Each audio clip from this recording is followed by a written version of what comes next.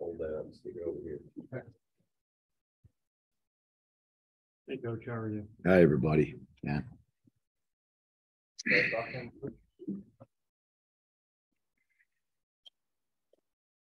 And great, sir, for camp vets. Coach, first full scrimmage today. What did you want to accomplish today, and what did you feel like you did get done? I wanted to see our guys compete and just see if they'd play tough and watch the one-on-one battles, which there were, a bunch of those going on in the interior and in the secondary, and just see who'd make a play. And I thought we did some really good things on both sides of the ball, and there's a lot of things we got to correct. But I was encouraged. Guys like Maurice Ballon, Hayden Reed, who's a freshman, Miles Stewart making some good runs, Tyler Tyler way through the ball. Cam Schur made a bunch of plays in the passing game, some great catches. It was good to see the defense get the ball out. Twice they knocked the ball out of somebody's hand, a contact fumble. It's certainly a negative for the offense, but a positive for the defense.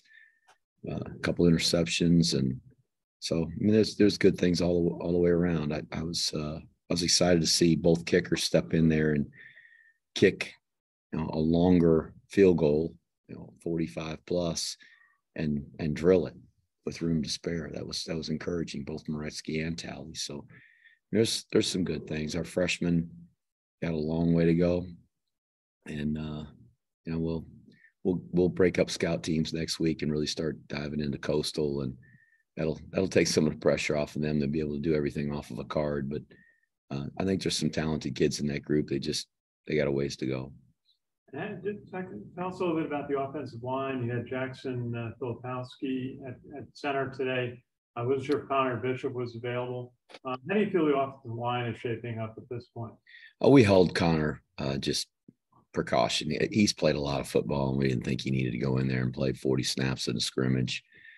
So we had Filipowicz start the scrimmage at center, and then we rolled some other guys in there, and we had three groups. So we had three almost full groups of the offensive line that were playing in there today.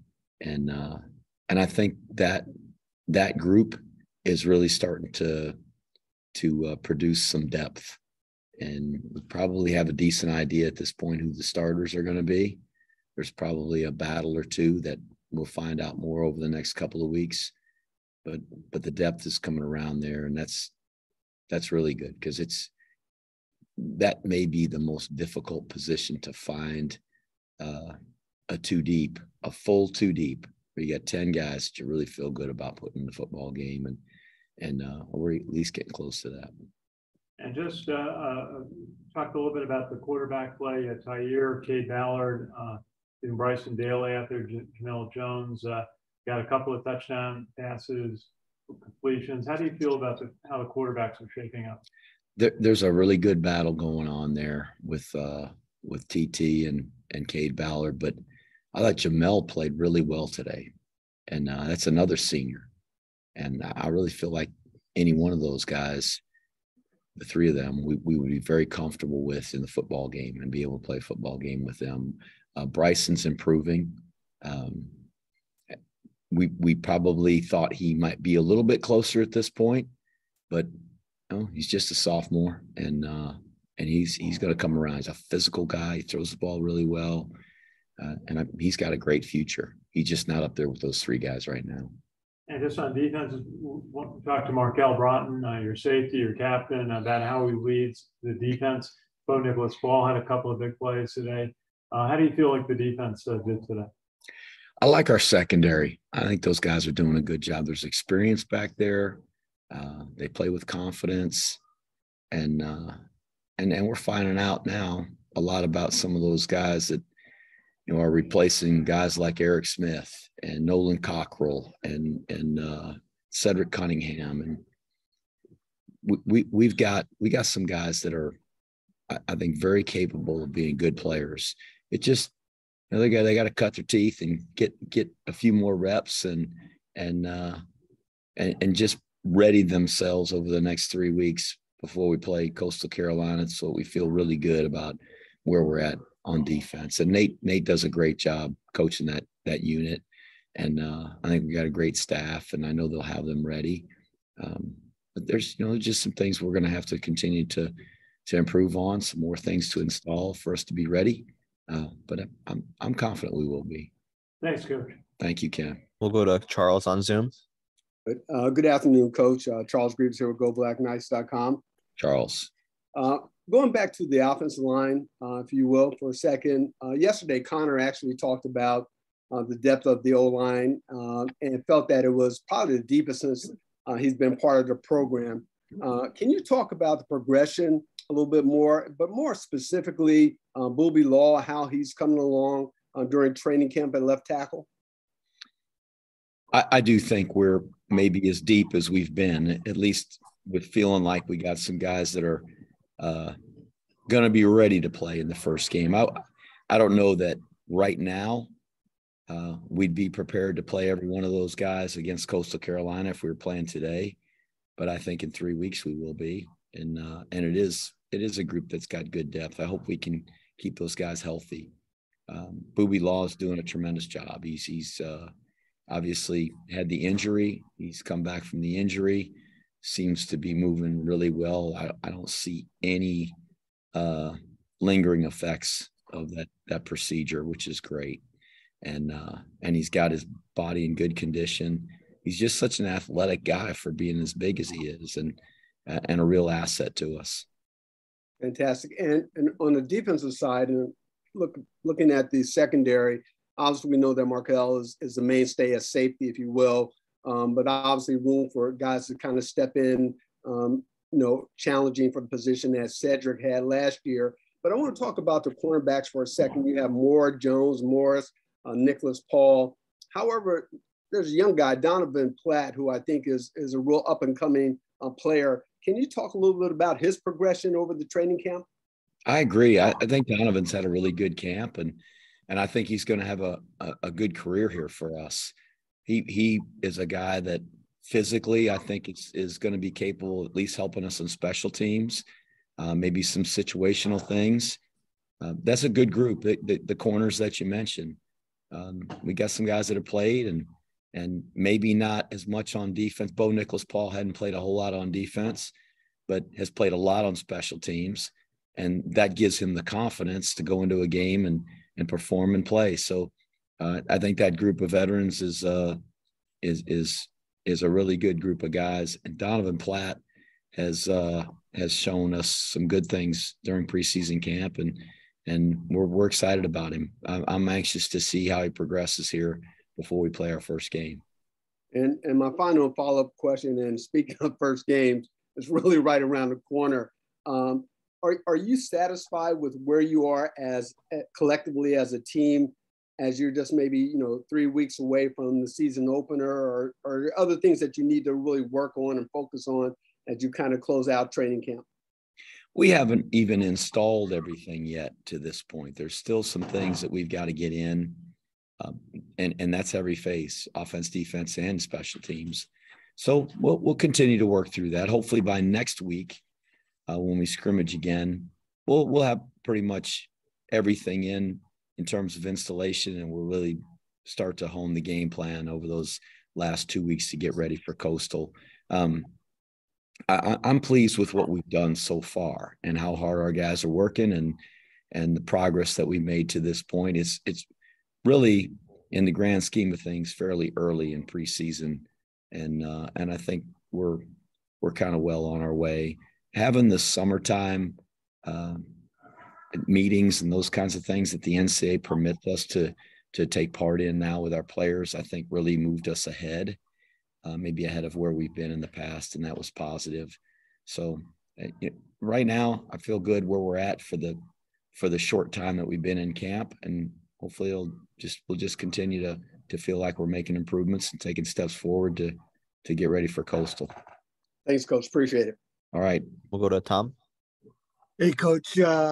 talk about what stood out about Eric Ford, that he was the guy that came in and for the interview room today. He must have had a good scrimmage for you. I'm not really sure why they requested Eric, but yeah, okay. He's a good guy to talk to. He was out there playing hard like a bunch of other guys, and frankly, those guys all in those rookie jerseys, they got their names on their back, but I wasn't paying attention to who's who. There were a couple of guys that stood out at certain times, but he probably had some tackles for loss, and it might have been his fault, but it might have been somebody else's fault on the other side, missing a block or blocking the wrong guy or whatever it may have been. But I'm excited about Eric. He's a long, athletic, rangy guy that I think is going to have a really good career. He's got a ways to go if he's going to be able to help us this year. But I don't think the pressure's on him to do that. We got some good players and the veterans, and we feel good about those guys. And if we can bring Eric along, and he may be a guy that starts out with a package or something like that, and maybe grows into something else. But it's way early for us to really be able to tell if he's going to be a guy for us or not. Okay. Well, now we know that you designate authority. A lot of coaches make those decisions. The other question I have for you is I didn't realize that it was A-Day before the scrimmage. And I told Eric I'd be ready for a nap after all that emotion, and probably the same is true of players at Oklahoma and USC. Talk about the commitment of your freshmen, Eric, and your freshmen to go through that milestone moment in the morning and then come out and perform at a scrimmage. I'm sure they were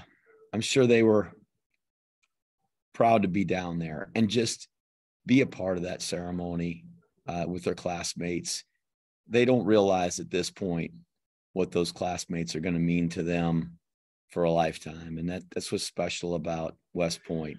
And everybody is so many people that graduate from universities, like myself. I don't necessarily identify with my class. It's not, I'm the class of 1989. I'm so proud of the class of 89 and all these. Here's what the class of 89 has done, and here's what people in the class of 89, here's what they're doing. I'm just proud of Millikan University. That's where I graduated from. Here, I think everybody that graduates is incredibly proud of being a West Point grad, but they associate themselves with the class, and they're tied to that class. And those guys probably don't realize that right now. Yeah. But this is just that first moment together, going through East Barracks and having the A-Day, Acceptance Day parade. It's just one of those moments for them that I know they'll be proud of for years to come. And I think today they probably just couldn't wait to get on that bus and get back up here and get on the field and play in the scrimmage. It's the first time for all of them to play in Michie Stadium. Okay, interesting. Thank you. Yeah, we'll go to Ken McMillan. Hi, Jeff.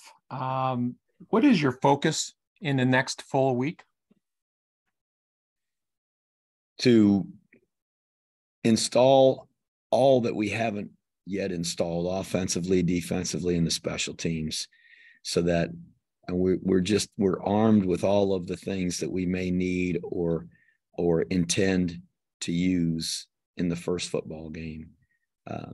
And then to really improve on the fundamentals. Today we had some missed tackles. We got the ball knocked out 3 times on contact fumbles, one of which we recovered ourselves, but that's 3 too many. We can't have any of those.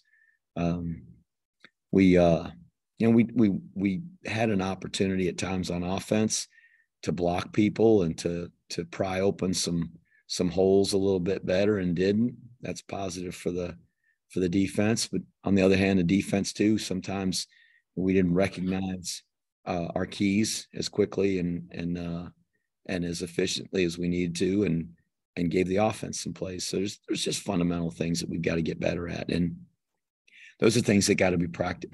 They have to be practiced every day, and they have to be practiced with precision, so that when the game is going on and intensity is high and it's not a practice pace, it's a full speed game pace, that those fundamentals will find their way into the game. And if we aren't fanatical about the fundamentals, then we get in the game, or we get tired, or there's a critical moment and the fundamentals go out the window and we don't perform as well as we could. You said you're close to establishing starters. Do you think you'll hold back some of the veteran starters to keep them healthy and focus on the 2s and 3s? Yes. And because you think the veterans are sharp enough and they have a greater understanding, yes? They've been studying this, whether it's our defensive scheme, our offensive scheme, special teams, they've been studying it all summer. The meetings that we're permitted to have a couple hours a week where we can meet with the players, and that really put us ahead. And for a veteran player, a guy like Connor Bishop, a guy like Marquell Broughton, Tyler,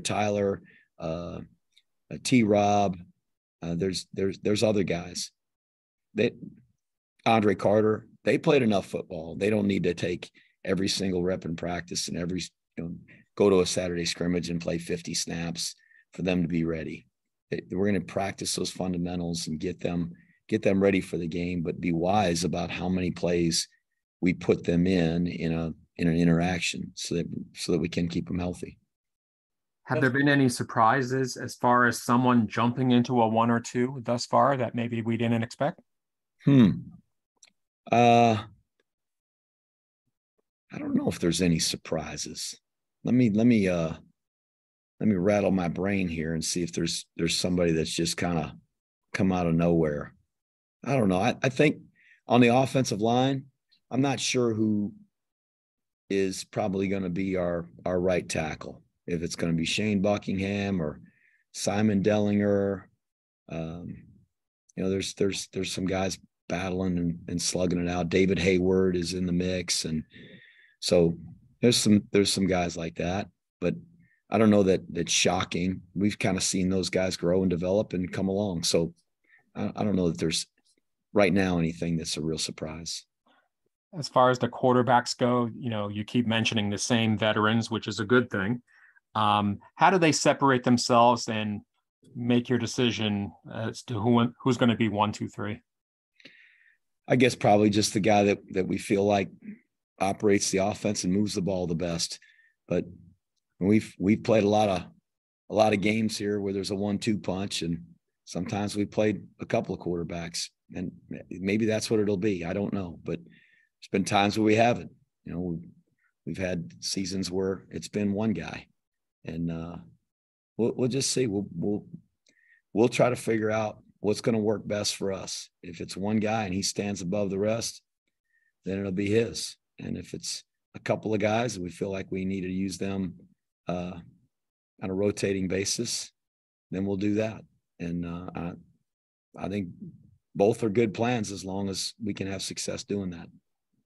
That's it, everyone. Thank you. Have a great day, guys. Thanks, Coach. Thank you, guys. Thanks for being here, Cam. Sure.